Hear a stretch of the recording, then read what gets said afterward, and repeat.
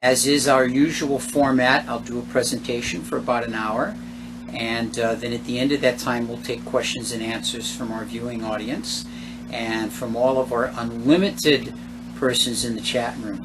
We do encourage you to sign into the chat room.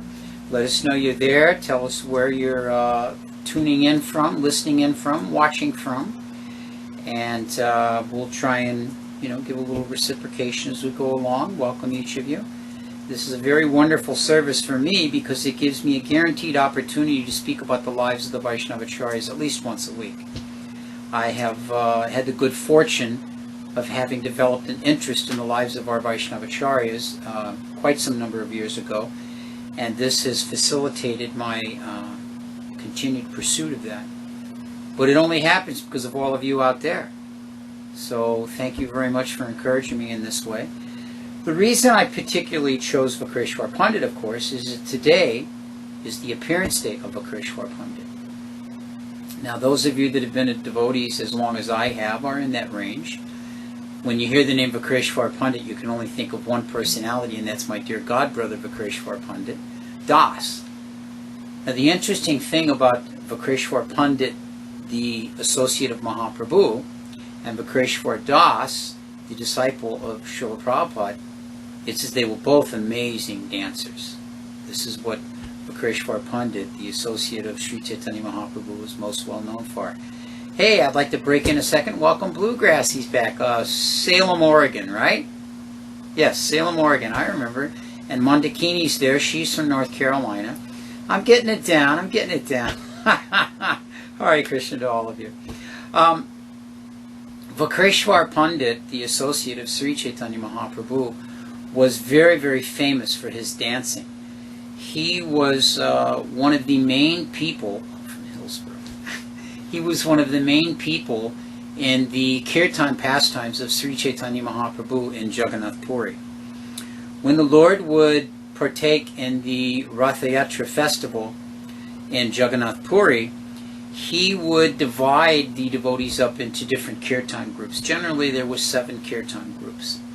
And Vakresvara Pandit would be the dancer in one of these 7 kirtan groups. Maybe for the next time we talk about Lord Jagannath's Ratha Yatra in Puri, I'll get a breakdown for you on all the different kirtan groups. This is information that is given in Chaitanya Charitamrita by Krishnadas Kaviraj Goswami that we have through the mercy of Srila Prabhupada. And so this Vakresvara Pandit would dance and dance and dance so ecstatically. Actually, once it's said that he danced for 72 hours straight. 72 hours dancing in a kirtan. Now, to dance for 72 hours straight means that the kirtan had to go on for 72 hours, and that the mridanga player had to go on for 72 hours, and that the kartal players had to go on for 72 hours, as well as Vakresvara Pandit, who went on for 72 hours the same way. Proficient dancer and kirtaniya.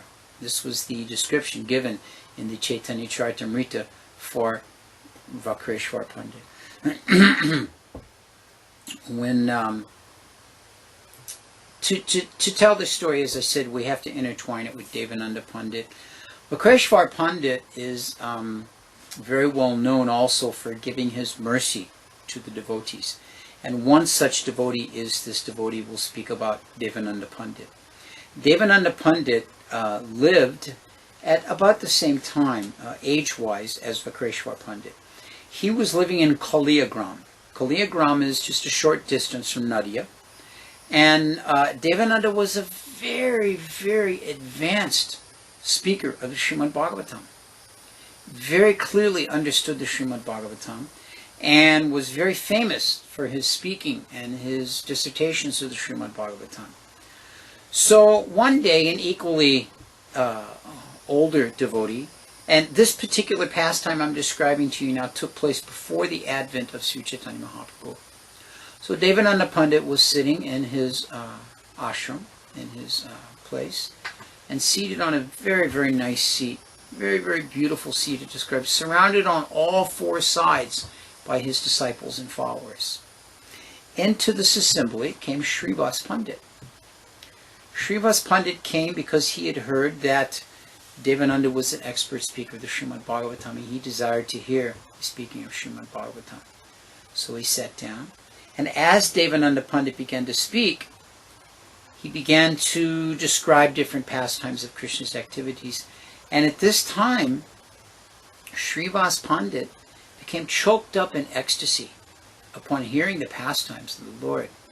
He became very, very just taken back with devotional symptoms and manifestations of ecstasy, and began to roll about the floor, making some noises in the throat, as it's described as one of the ecstatic symptoms. Now, during this time, the students of Devananda Pandit, they saw this as a disturbance. This man has come, he's not being respectful to our Acharya, he's not giving the proper indication of what is to be done and what is not to be done. So he's rolling about the floor like this, he should be thrown out. So it was mentioned to the other students, just take him and put him out. He shouldn't be in here. Now, first of all, Srivas Pandit is a highly advanced associate of Sri Chaitanya Mahaprabhu. Second of all, no devotee should be treated in this way.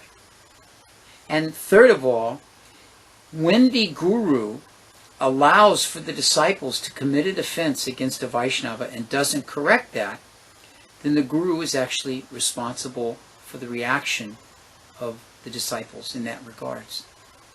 So in this way, Devananda Pandit committed a sin against a Vaishnava by allowing Srivas Pandit to be mistreated in this way. As I mentioned, this all took place long before the pastimes of Sri Chaitanya Mahaprabhu. So in due course, Sri Chaitanya Mahaprabhu made his appearance into Nadia, the district of Nadia, Navadvip, and his childhood pastimes of learning and education and playfulness and all of these things went on. And then in due course, he began to establish his Kirtan movement. And the Kirtan movement, of course, was focused and centered at the home of Srivas Pandit. So, very interesting. During one of these Kirtan pastimes, it's called Mahaprakash Lila. This is when Lord Chaitanya manifested so many different forms of the Lord to so many different devotees according to their particular relationship and according to their particular mood. And in this way, each of the devotees got the special mercy of the Lord. So Lord Chaitanya addressed Srivas. He said, Srivas, he said, don't you remember when you were hearing Srimad Bhagavatam in the home of Devananda Pandit? How you fell to the floor in ecstasy? Do you remember that? Upon hearing just those nectarian verses of Srimad Bhagavatam, you completely fell into a trance of ecstasy. And Devananda Pandit, he did not see that you were properly respected. He allowed his students to throw you out. Do you remember this? Now, Lord Chaitanya is speaking to them, and this has happened before Lord Chaitanya appeared. This is further confirmation of the fact that Sri Chaitanya Mahaprabhu is the super soul in the heart of all living entities. He mentions that Srivas was astonished by hearing the story and threw himself at the lotus feet of Sri Chaitanya Mahaprabhu and grasped those lotus feet in complete mood of surrender. So one day, Lord Chaitanya was out on Kirtan, going through the district of Nadia, and he came to the city of Kaliyagram. A very short distance from Nadia. And Lord Chaitanya, of course, we take here in Alachua, as many of you do out there, we take our Harinam to so many different places. This part of town, that part of town. So in the same way, Lord Chaitanya was doing like that. And he came up on the road near where Mahesh Visharada, Mahesh Visharada, who was the father of Sarvabhauma Bhattacharya. And he came up on the road where they were, and just down that street was also the home of Devananda Pandit. So one of the devotees pointed out to him and said, oh, Devananda Pandit lives just down the road here. Devananda Pandit is a great speaker of the Srimad Bhagavatam. And the Lord Chaitanya, he uttered very sharp words, and he said as follows. He said, what does this man know about the meaning of Srimad Bhagavatam? He will never know the Bhagavatam if he studies it for many lifetimes. The Srimad Bhagavatam is the literary incarnation of the Krishna himself. The Bhagavatam itself promotes bhakti as the ultimate goal of life. The Srimad Bhagavatam is the essence of the four Vedas. It is the literary form of divine love. The four Vedas are like milk, and the Srimad Bhagavatam is like butter. Sukadeva Goswami is the churner of that butter, which was eaten by Parikshit Maharaj. That Sukadeva Goswami who is dear to me, knows the meaning of Srimad Bhagavatam.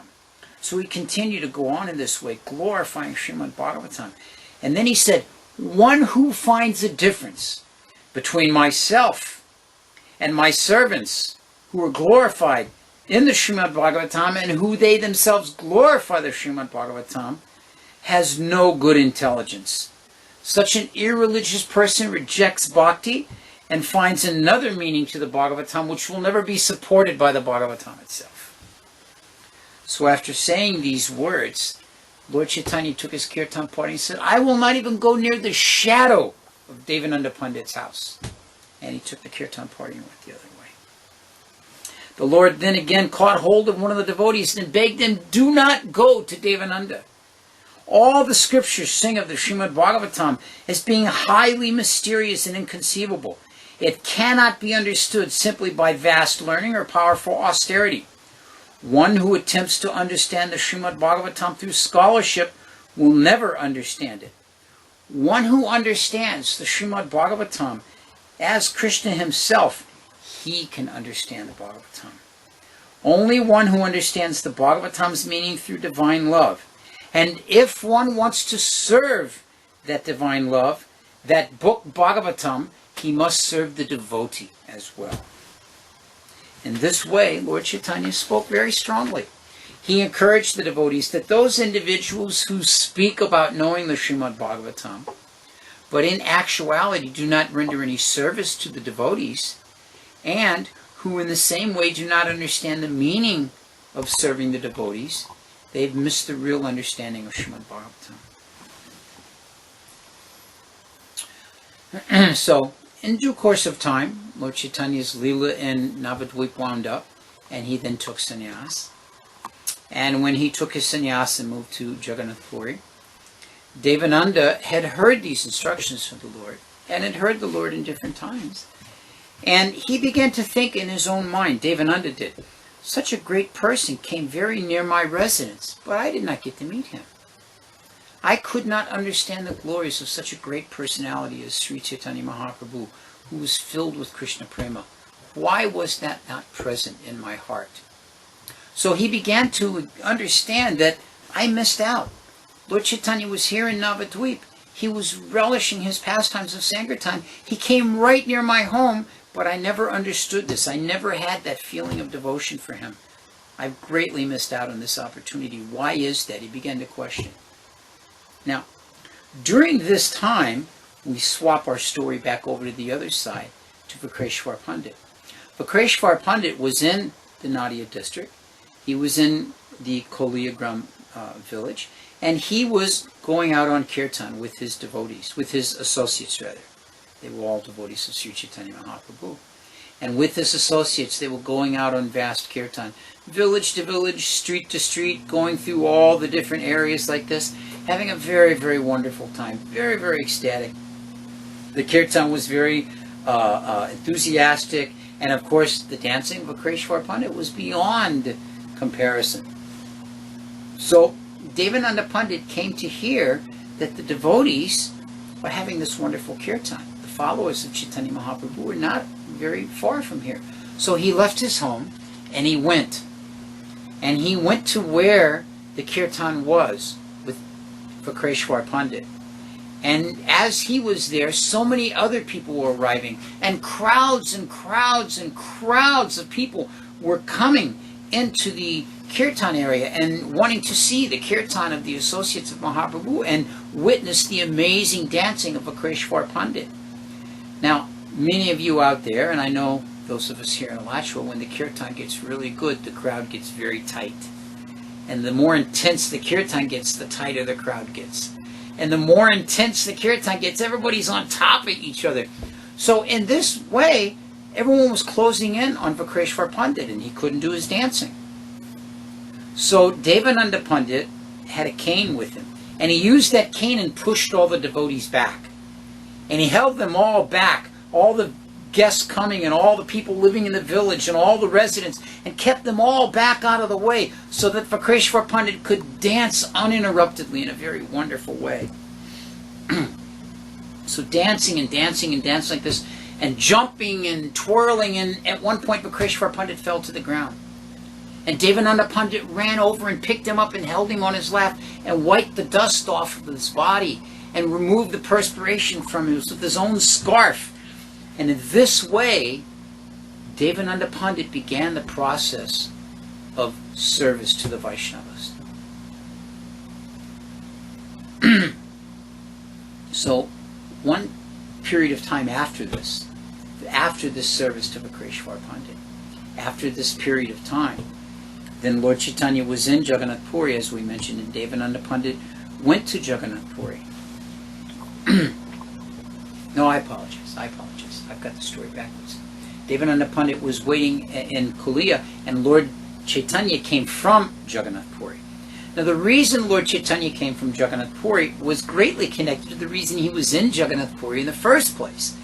Because when his mother knew that he had taken sannyas, his mother requested, an interesting point, let me just see if I have this down here, that it was Mother Sachi. I was just doing a little research earlier. Mother Sachi was well into her 70s when Sri Chaitanya Mahaprabhu took sannyas. And she was 92 when he passed away. She outlived him. So, at any rate, just one of those little side things. So, Lord Chaitanya was living in Jagannath Puri for one reason. I mean, other than the divine relationship he had with Lord Jagannath, his mother had requested him. So let this be a lesson to all the young men out here. Your mother always gets her way. Especially if she's a sincere devotee of the Lord, as Mother Sachi was. Mother Sachi said, my dear Nimai, she would still call him Nimai, if you go and reside somewhere else, I'll never know what's happened to you. Your father has passed away. Jagannath Mishra passed away. He was 65 years old. This was before Lord Chaitanya took sannyas. Your brother has taken sannyas and gone. I'm completely by myself. At least stay in Jagannath Puri, because that way the devotees are going back and forth all the time. Just like the devotees go from Alachua to Atlanta and back and forth. So the devotees will go to Jagannath Puri and back to Bengal, and I'll get news from you. So Lord Chaitanya did like this. And so he was coming back to Bengal at this particular time after living in Jagannath Puri for some period and taking sannyas for two reasons. One, to visit his mother, to let her have his darshan, and two, to take darshan of the Ganga. So both of his mothers, the mother Ganga and Mother Sachi, were the reason for him returning to Bengal. So when he returned to Bengal, at that time, Devananda got the opportunity to see him. Lord Chaitanya was again giving his mercy to all the Vaishnavas, and Devananda came forward. And Devananda threw himself at the lotus feet of Sri Chaitanya Mahaprabhu, touching the feet of the Lord and then touching his hands to his head in this way. And he then shrank away from the Lord. And Lord Chaitanya saw Devananda, and very interesting reaction. Lord Chaitanya said to him, you are the servant of my dear devotee Vakresvara Pandit Das. Vakresvara Pandit, excuse me. Said, by your service to him you have greatly pleased me. As a result of serving my devotee, you have come close to me, and Vakresvara Pandit has empowered you to have Krishna Shakti within your heart. By serving my dear devotee, you have now obtained the mercy of Krishna. So this is a very instructive lesson to us on two fronts.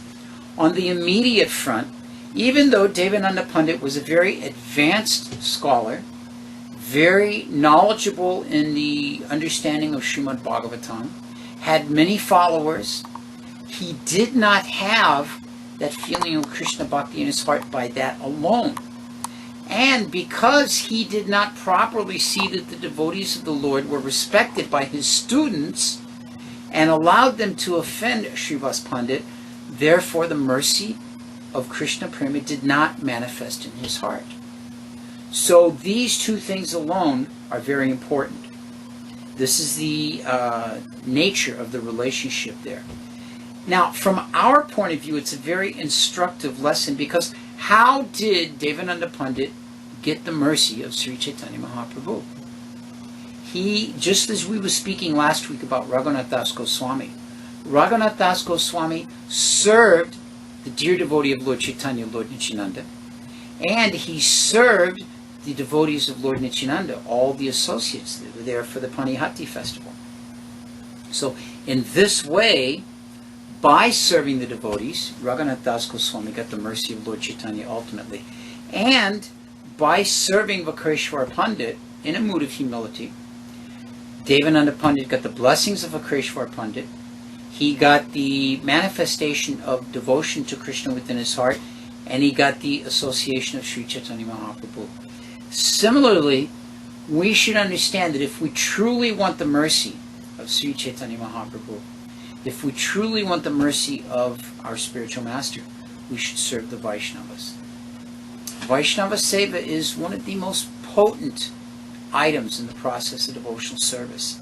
And we can see here that the heart of someone like Devananda Pandit was completely changed. It was completely changed just by that effort. So, after being spoken to in this way by Devananda Pandit, then Devananda Pandit spoke to Sri Chaitanya Mahaprabhu, and he said the following. He said, "O my Lord, O Supreme Master, you have appeared in Navadvip just to deliver all the fallen souls. I am a sinner because I have committed sins against the devotees. I have failed to worship your lotus feet. As a result of this, I have cheated myself out of your causeless mercy. O Lord of all creation, super soul of all that lives, you are supremely merciful. By your causeless mercy, I have been able to take darshan of your lotus feet on this day. O supremely merciful Sri Chaitanya Mahaprabhu, be kind upon me and instruct me in the goal of life, and explain to me the real meaning of Srimad Bhagavatam."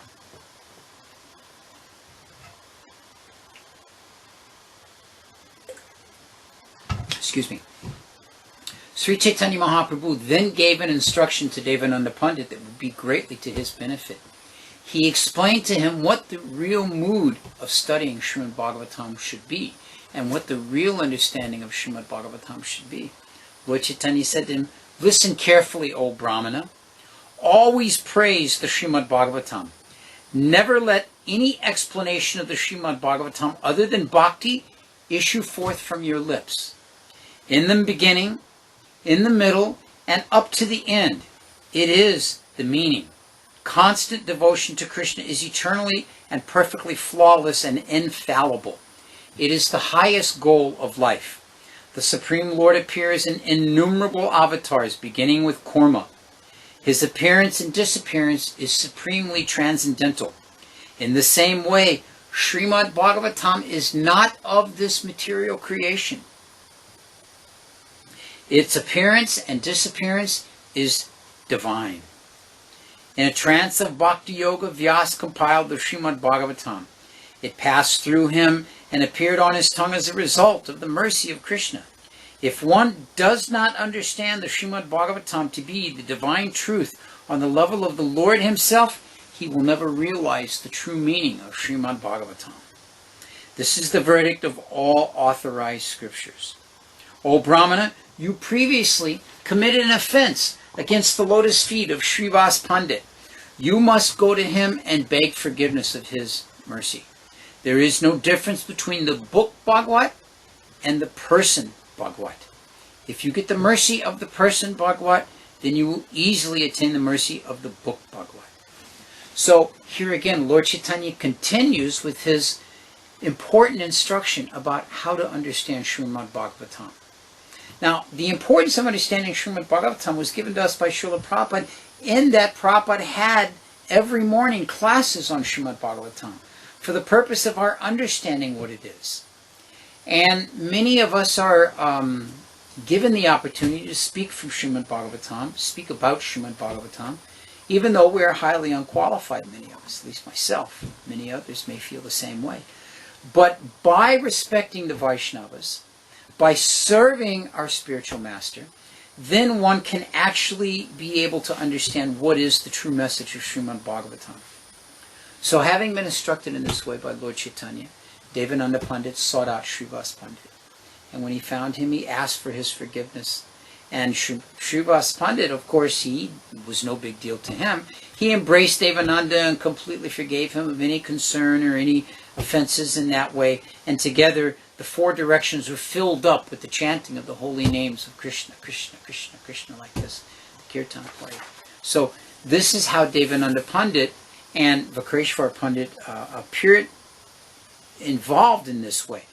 Vakresvara Pandit was the vehicle by which Devananda Pandit was able to begin his devotional service. So we should never minimize the opportunity we have to serve a devotee. Devananda Pandit saw that Vakresvara Pandit is dancing, and his dancing will be impacted, it will be halted by these big crowds. Let me hold the crowds back. Devananda Pandit saw that Vakresvara Pandit has fallen into the dust, into a trance, and he picked him up to give him shelter in his arms and dusted the dirt off of his body. And by that service to a Vaishnava, he was awarded the opportunity of devotional service manifesting within his heart. So in this way, it's very, very important that we realize the opportunity we have in serving the Vaishnavas.